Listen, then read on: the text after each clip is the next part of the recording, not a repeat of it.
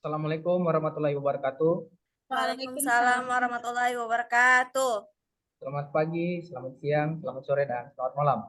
Silakan sesuaikan dengan waktu Anda menonton video ini. Nah, perkenalkan kami dari kelompok 3 akan mempresentasikan hasil diskusi kami guna memenuhi tugas mata kuliah perancangan dan pengembangan kurikulum dalam materi penilaian dan evaluasi pemahaman dalam UBD. Sebelumnya, perkenalkan kami dari kelompok 3, terdiri dari 4 orang. Pertama saya sendiri Richard, kemudian ada Rizaldi, Imi, dan Selvi. Masuk ke dalam materi, penilaian dan evaluasi dalam understanding by design merupakan cara yang memungkinkan pendidik untuk menggunakan penilaian yang lebih mendalam, sehingga mampu mengukur kinerja peserta didik dengan mengaitkan pada proses pengetahuan, minat, kebutuhan, sikap, dan kepribadian. Terdapat 6 aspek pemahaman dalam UBD, diantaranya menjelaskan, menafsirkan, menerapkan, melakukan perspektif, berempati, dan pengetahuan diri. Nah, dari 6 aspek penilaian dan evaluasi dalam UBD ini, kelompok kami akan membahas lebih dalam mengenai kemampuan aplikasi. Dari kemampuan aplikasi ini, salah satu aspek pemahaman dalam UBD yang akan kita bahas lebih lanjut. Aspek ini melibatkan penggunaan pengetahuan dalam situasi yang beragam atau baru dalam konteks nyata. Peserta didik sering menunjukkan kemahiran dalam penerapan melalui penggunaan pengetahuan dan mengadaptasinya dalam situasi yang mengharuskan peserta didik untuk menerapkan materi ajar dalam kehidupan sehari-hari. Penerapan adalah pendekatan berbasis keterampilan. Itu dari daftar pustaka di Angelo, Toron, dan Bunch pada tahun 2019. Kemampuan aplikasi dalam pembuatan evaluasinya harus memuat 5 kriteria penilaian, yaitu yang pertama efektif, kemudian efisien, pasti, adaptif, dan yang terakhir anggur. Untuk selanjutnya akan dilanjutkan oleh Selvi. Silakan. Baik, terima kasih atas kesempatannya. Saya akan menjelaskan tentang pengertian dari efektif terlebih dahulu. Efektif merupakan proses terjadinya suatu efek dalam suatu perbuatan sesuai dengan yang dikehendaki. Pembelajaran yang efektif biasanya ditandai dan diukur oleh tingkat pencapaian tujuan. Nah, berikut rubrik dari kriteria efektif. Di sini ada 4 kriteria pengeskoran. Peserta didik diberi nilai 4 jika mampu menerapkan konsep yang dipahami sesuai dengan tujuan pembelajaran yang diharapkan secara jelas dan tepat. Diberi nilai 3 jika peserta didik mampu menerapkan konsep yang dipahami sesuai dengan tujuan pembelajaran yang diharapkan, namun belum jelas dan tepat. Peserta didik diberi nilai 2 jika mampu menerapkan konsep yang dipahami, namun belum sesuai dengan tujuan pembelajaran yang diharapkan. Dan peserta didik diberi nilai 1 jika mampu menerapkan konsep yang dipahami sesuai dengan tujuan pembelajaran yang diharapkan secara jelas dan tepat.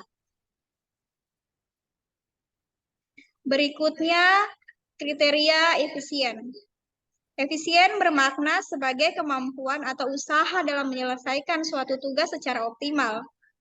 Efisien diartikan sebagai manajemen kontrol dalam menyelesaikan tugas secara cepat, akurat, dan efisien. Tenaga dan pikiran dalam penerapan. Berikut rubrik dari aspek efisien.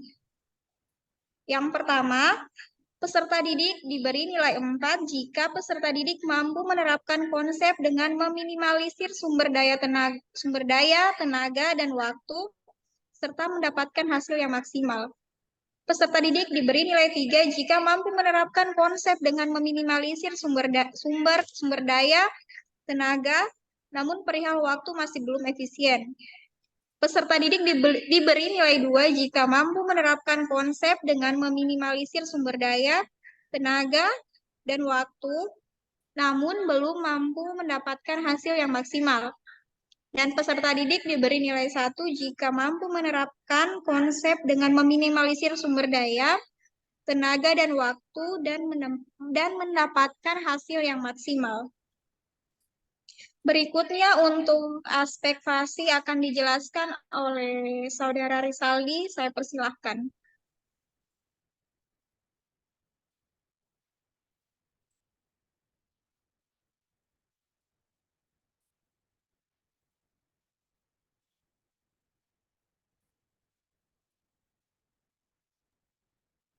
Ya, oke. Selanjutnya kita akan melanjutkan materinya, yaitu pasif. Fasi artinya kemampuan untuk menyampaikan informasi dengan lancar, tanpa menyebabkan kesulitan dalam memahami makna. Fasi dalam mengetahui banyaknya kosakata akan memudahkan kita dalam menyampaikan pendapat yang ingin kita sampaikan kepada seseorang. Oke. Di sini ada rubrik aspek fasi. Ini terdapat kriteria. Jika diberi nilai 4, peserta didik mampu menerapkan atau melakukan suatu konsep dengan mudah, cepat, dan ekspresif. Tepat dalam memberikan gambaran, maksud, dan gagasan. Jika diberi nilai 3, peserta didik mampu menerapkan atau melakukan suatu konsep dengan mudah dan cepat. Jika diberi nilai 2, peserta didik mampu menerapkan atau melakukan suatu konsep dengan mudah. Dan selanjutnya, peserta didik tidak mampu menerapkan atau melakukan suatu konsep dengan mudah, cepat, dan ekspresif, tepat dalam memberikan gambaran, maksud, dan gagasan, diberi nilai 1. Selanjutnya, aspek adaptif. Adaptif merupakan kemampuan untuk beradaptasi atau menyesuaikan diri dengan keadaan atau kondisi tertentu.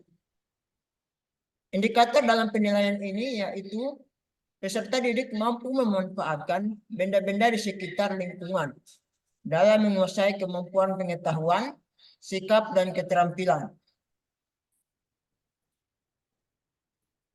Oke. Ini ada aspek adaptif dengan memiliki kriteria ada 4. Jika diberi nilai 4, peserta didik mampu menerapkan suatu konsep dengan memanfaatkan situasi atau benda-benda di sekitarnya dengan tepat.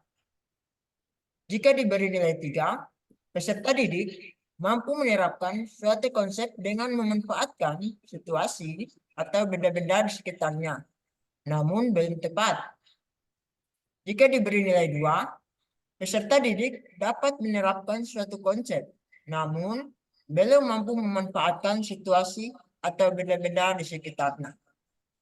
Selanjutnya, jika diberi nilai 1, peserta didik tidak mampu menerapkan suatu konsep dengan memanfaatkan situasi atau benda-benda di sekitar. Oke, selanjutnya akan dilanjutkan oleh Saudari Umi. Ya, terima kasih atas kesempatan yang diberikan. Saya akan melanjutkan presentasi dari kelompok 4. Selanjutnya ada aspek anggun.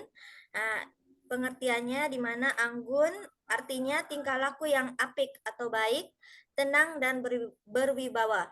Juga memiliki sikap yang sopan dan santun, serta lemah lembut dalam bersikap dan bertutur kata. Kaitannya dengan kemampuan aplikasi atau anggun dalam pembelajaran peserta didik dalam menggunakan pengetahuannya, yaitu dapat menerapkan konsep dengan tetap, memperhatikan kewibawaan, kreativitas, dan kerapihan dengan sangat baik. Contohnya, peserta didik mampu menyelesaikan tugas penulisan tes deskripsi dengan tenang dan terstruktur. Untuk rubrik penilaiannya, untuk aspek anggun, ada 4 kriteria. Jika diberikan skor 4, peserta didik mampu menerapkan suatu konsep dengan tetap memperhatikan kewibawaan, kreativitas, dan kerapihan dengan sangat baik. Untuk skor 3, peserta didik mampu menerapkan suatu konsep dengan tetap, memperhatikan kewibawaan, kreativitas, dan kerapian dengan baik. Untuk skor kedua, peserta didik mampu menerapkan suatu konsep dengan tetap, memperhatikan kewibawaan, kreativitas, dan kerapian dengan cukup baik. Untuk skor 1, peserta didik mampu menerapkan suatu konsep dengan tetap memperhatikan kewibawaan, kreativitas, dan kerapian yang kurang baik. Ya, kesimpulannya adalah relevansi penilaian dari evaluasi dalam UBD berdasarkan aspek menerapkan, di mana kemampuan menerapkan yang dapat diketahui melalui penilaian formatif. Penilaian dalam UBD pada aspek menerapkan berupa unjuk kerja seperti diskusi, presentasi, pembuatan mind mapping, dan praktikum. Baik, saya akan kembalikan kepada moderator. Pada Icat, saya persilakan. Iya, terima kasih. Itulah presentasi kami dari kelompok 3 untuk topik 4 ini. Dan apabila teman-teman ingin menanyakan, silakan lemparkan pertanyaan di forum diskusi LMS, jangan di muka kami. Oke, terima kasih. Terima kasih. Terima kasih. Assalamualaikum warahmatullahi wabarakatuh.